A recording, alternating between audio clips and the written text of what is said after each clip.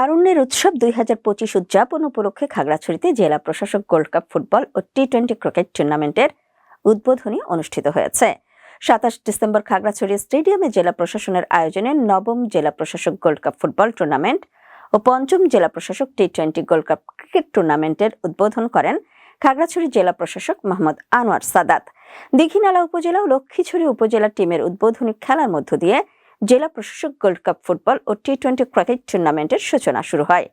আগামী 8 জানুয়ারি 2026 সমাপনী চূড়ান্ত খেলার মধ্য দিয়ে এই টুর্নামেন্টটি শেষ হবে বলে জানান আয়োজক কমিটি।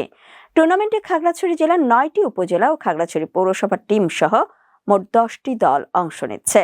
দলগুলো হলো মহালছড়ি, খাগড়াছড়ি সদর উপজেলা, পানছড়ি দীঘিনালা, মাটিরাঙ্গা, গুইমারা, লক্ষ্মীছড়ি উপজেলা, রামগড়, মানিকছড়ি উপজেলা ও খাগড়াছড়ি পৌরসভা। ক্রিকেট ও ফুটবল উভয় টুর্নামেন্টে আকর্ষণীয় প্রাইজ মানি রাখা হয়েছে। উদ্বোধনী অনুষ্ঠানে খাগড়াছড়ি অতিরিক্ত জেলা প্রশাসক হাসান মারুফ সভাপতিত্ব করেন।